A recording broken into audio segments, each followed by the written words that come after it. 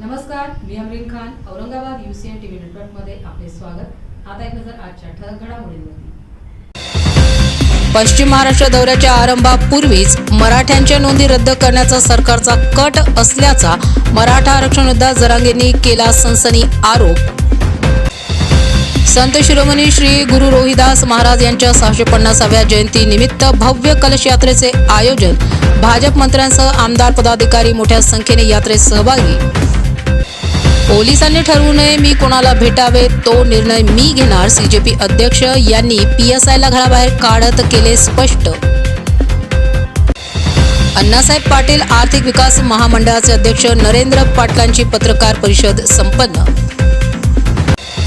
Jawahar Nagar police ठाण्याचा 600 बॅनरद्वारे वाढत्या गुन्हेगारीबाबत नागरिकांना सतर्क करण्याचा अनोखा जनजागृती उपक्रम.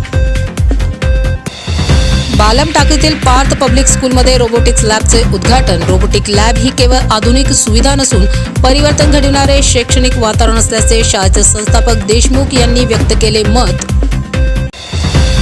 नवकार आराधक तपसम्राट परमपूज्य पारसमुनी गुरुदेव आदी 4 संतांचा तिवारी मंगल कार्याला चातुर्मास सुरू. पूर्णाहुती कार्यक्रमास जैन बांधवांनी जास्तीत जास्त संख्येने उपस्थित राहण्याची चातुर्मास सेवा समितीची विनंती.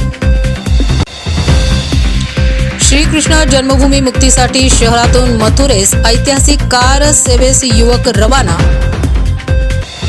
वंचित बहुजन आघाडीतर्फे मंडल विजय दिवस उत्साहात साजरा. सिल्लोडचे माजी नगराध्यक्ष बनेखान पठाण यांनी व्यक्त केले मनोगत.